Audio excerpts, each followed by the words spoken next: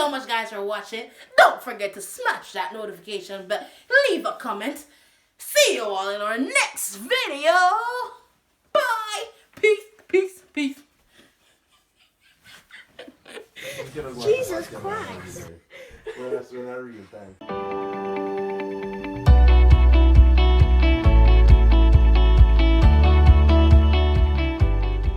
Hey guys, welcome back to the channel. Welcome back to another video. If you are new to our channel, I'm Chevelle, a fraction of the Faulkners family. If you're a regular subscriber, thanks for coming back. Alright, so in today's video, I'm going to talk a little bit about my process of moving to America. So if that is something that you're interested in watching, keep on watching. God have mercy upon us. Alright guys, so as I said, welcome back. Thanks for coming. Thanks for liking, sharing, and subscribing to our channel. Thank you so much. Thank you. Thank you. So today I'm going to talk a little bit about the J1 process. So for those who don't know, we're here on a teacher exchange program. And there are several teacher exchange programs around. The one that I am on is called EPI. You have Participate, you have Global, you have Savannah, Georgia. There are so many different programs, and if you do a search, you will find a lot more. The one I know about is the one that I am currently on, and it's EPI. No, EPI stands for Educational Partners International. Now, what they do is once you apply, they put your application out there and they try to fit you with a school. And then after you're matched with a school, then the real process actually begins. So I'm going to, if you see me looking, I have some notes here so I don't go off tangent. Now, how I heard about EPI, I have a cousin who is actually also on the EPI program, and one day we were just having a conversation and she mentioned it, and I was like, all right, it's something that I could try. I've known about these programs before, but I guess when we had that conversation, it kind of pushed the interest a little bit more. So the requirement for these programs is that you have to be working within a teaching position in your home country for at least 2 years. You also have to have a valid driver's license. Now, if you don't have a driver's license, some programs will allow you to start the process, but when you're starting the process, you have to, in that time, try to sort your driver's license out. If you see me looking this way, the baby's right here, so I'm looking at him too sometimes. Right, so as I said, I heard about the program through my cousin, and I was like, okay, I'm gonna do it. I did the application, but for some reason, the interest wasn't there 100%, so I did it and it was there and not paying much attention to it. That was in 2020. In summer of 2020 that I heard about it, and I was like, okay. In February, I heard about a teacher from my school that left, and I was like, oh. Then I remember that I had applied to the program, and I'm like, let me check it to see what's happening for it. And then I went back and I checked it, and I realized that somehow the application was placed on hold. I don't know if I did that or what. So I reached out to them and they reopened the application. So the first step after finding out about the program is to complete an application form. Now the application form will give you all the necessary details that you need to put in, and of course, you know, if you don't fit the requirement, then you won't move along the application process. So I completed my application. They're gonna ask you to get stuff like your transcript from where you got your degree, and that is also a requirement. You have to have a bachelor or higher degree to participate in one of these programs. So they're gonna ask for things like a transcript, police record, bank statements, Now, all these to get all these things are tasks within themselves, but it is doable. Um, after because to fill out the application, you're going to need some of these information. You're going to need your transcript to upload. You're going to need to upload your police record. You're going to need to upload your bank statement. You're going to need to upload like pictures of your passport, if you've ever had any visa, if you've ever been issued a social security card. So these are information that you're going to be required to have. If you've ever participated in a like another J1 program wherein you, for instance, they have some summer programs where you work and go back. You work in the summer and go back to school. They give you a DS 2019 for that. And please be advised that you need to have this DS 2019 if ever you've been issued one. So I was issued one in 2014, and when they give it to you, they staple it into your passport. Now, if one is in your passport, please let it stay there. Don't remove it, because it's a good thing I did not remove mine. So when I was doing the application, that is one of the things that it asked me for. So I had to go back to that passport. It was expired. I was no longer using it, but thank God the DS 2019 was still there. So I was able to scan and upload those documents.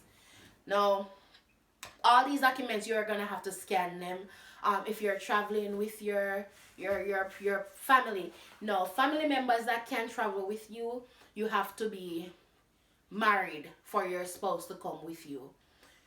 If you have children, if either of you have children, you can take the children, but you have to be mindful that based on the number of years experience you have, your salary will reflect that. So if you only have 2 years of experience, then your salary will be on the lower end. So if you have 2 children or 3 children, they might tell you that your salary won't allow for you to take the children or take the family. Some programs are stricter than some, because there's a program that told me, because at the time I was doing mine, it was myself, my husband, and his daughter. So they were telling me that I could not carry her based on the salary that I will be making. So with EPI, fortunately, they approved the application, and all 3 of us were able to travel. So those are some of the things. All the persons who is coming with you, you're gonna have to upload their passport. You're gonna different sections of the passport. If they've ever been issued a visa and stuff like that, you're gonna have to upload that. Your qualifications, so college certificates, whatever extracurricular activities, you're gonna upload all of that. And mind you, this is just the application process. We haven't gotten to being approved for the program just yet. You're just filling out the application. You're just providing them with documentation to see if you qualify. Now, after you have brought in all your documentations and they say, all right, you qualify. All right, so after you've done the application process, and they're gonna do interviews with you. There's a part of where they are requiring a video on the application. What they did with mine, because it happened so fast after I took that application off hold, it started moving so fast. So I didn't get to do in my video. But when I was doing one of the mock interviews, what the lady actually did was use that video as my application video. Now, what they do with the application video is, this is what they send to principals, school districts, and this is what they look at. This is the first impression of you that they see. So in the mock interview, they're asking you questions about lesson planning, classroom management, how you work with people. So they're going to put this together, and this is what they're going to send out to different school districts. And this is when now the placement process starts, wherein they're going to try to match you with a school. Now, once the principals view these applications, then they decide if they want you or not. If they are interested, they will ask for an interview. Alright guys, if you're still here now, please, and you haven't liked this video, please click the like button. Please subscribe to our channel, press the notification bell so that every time we post videos, you're notified. Alright, so once you are in the placement process now, different principals may reach out. You have persons who are interviewed by several different schools. Some you have the option to not accept a placement, but I have not heard of anybody who has rejected a placement. So what they do is now they send this video out, and the principals watch it. If you're somebody they're interested in, then they will reach out to EPI or to the placement program, and they will let you know. Once a school is interested, the sponsor, the J1 sponsor, this is a company now, EPI, Global, whatever the program is, they're the J1 sponsor. Once a principal is interested, they will notify you and let you know that you have like an interview. Have an interview, they'll set the time. As I said, my process started moving fast because I told you that it was in February that I started I took the application off of hold and everything started moving. I had to figure out everything real quick. So after the EPI notified me that there is a school that was interested, they told me that they would need to do an interview the next day. Went on the interview. It was like a panel interview. My interview consisted of the principal, the district, I don't remember if it was a superintendent, the Title I teacher at the school, and another teacher at the school. There were 4 persons on my interview, along with the person from EPI. They asked me general questions at like a teacher interview question. How do you manage their classroom? What are some strategies that you use? If that's something you're interested, you can let me know in the comments. I'll create another video for that. But yes, they asked questions like that. There was one instance where they did a role play where I had to teach them, and I handled it well, and I taught the lesson, and they were impressed. The next day I received a call from, not an email from EPI. No, I did the interview, they asked me questions, and then the next day I received an email from EPI to say that they wanted me to teach the lesson. So that was the time that I had the 4 persons on the panel, and I did the lesson, and EPI reached out, I think 2 days later, to say that the school wants me, and they sent a contract. No, they will send a contract outlining where you're gonna work, what you're gonna teach, the salary that they're gonna pay you, and stuff like that. Once you've reached this point, it's like no turning back. You're in now. You've got a job. So they call it a job offer. So once you've got a job offer, it's your choice now to accept or decline. Of course, I accepted my job offer, so it was no time for me to complete the visa application, and this is where it starts to get exciting. Now this was May. All of this was happening that I got the job offer, and now I really need to complete the visa application. And remember, I'm not traveling alone, I'm traveling with my family, so I had to complete the visa application for all 3 of us. And at the time, because it was COVID, and because of COVID now, it was so difficult to get an application date, appointment date at the embassy. So we did the application and paid for the thing, and we were just sitting there trying to figure out dates. We finally got dates in November. No, we're expected to leave July 21st. So, because they tell you when it's open house and all of that, so you're expected to be there as a new teacher. So, the dates that we got for the our visa appointment was like November. Now, after you are selected for a school, what EPI does is they reach out to you and let you know that there are other persons going to that area, and they ask if you want to be in contact with them, if you'd like to provide your contact information so that they can reach out and so forth. They did, and I accepted, and it was a good thing because it was through that group that I learned that with the application you can actually go in and try to reschedule to get a better date, and that is what we did. I think you're allowed 5 different reschedule, right? And that's how we got a date in September, and then we got another one at the end of August, until I was lucky enough to get a date in July. Now, the date I got in July was the 29th or something like that.